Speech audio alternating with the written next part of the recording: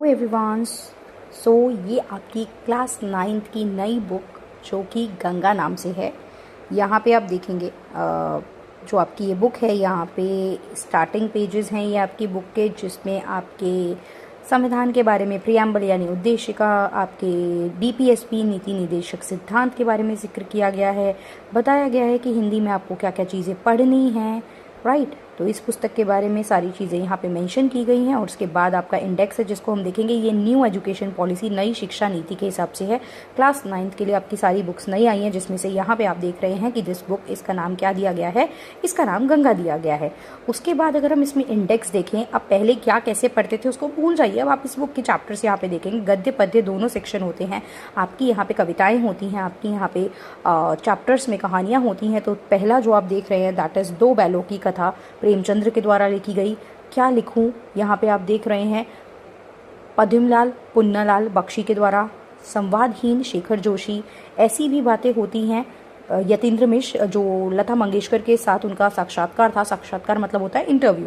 आखिरी चट्टान तक, रीढ़ की हड्डी, मैं और मेरा देश, ये अलग अलग पर्सन जो है ऑथर्स के साथ लिखे हुए आपके गद्य खंड है। फिर काव्य में आपके पास रविदास के पद हैं, तुलसीदास के राम लक्ष्मण परशुराम संवाद है। रामायण के बारे में आप सबने सुना होगा।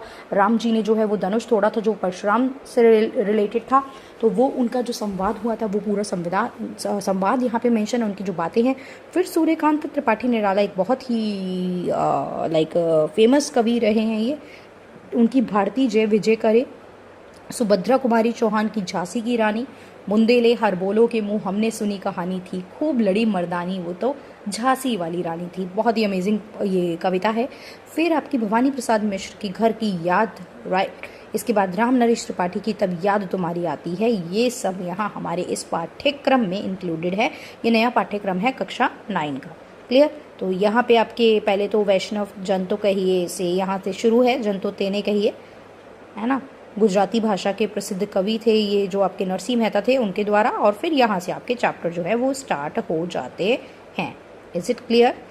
तो ये आपका पूरा जो है प्रेमचंद्र के बारे में देखिए। पहले जीवनी दी हुई है, जीवनी भी पढ़नी होती है, कई बार जीवनी याद भी करने को होती है, एग्जाम में भी आता है जीवनी को लेके क्वेश्चन।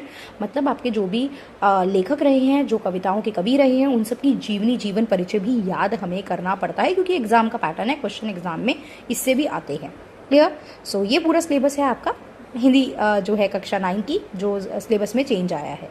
सो बाकी सारे सब्जेक्ट का सिलेबस भी मैं यहाँ पे अपडेट करूँगी। बाकी आपको किसी भी तरीके की कन्फ्यूज़न हो, कोई मदद चाहिए हो, कुछ भी help you want me with regard to this, आप लोग मुझे बता सकते हैं। So that's all. Thank you everyone.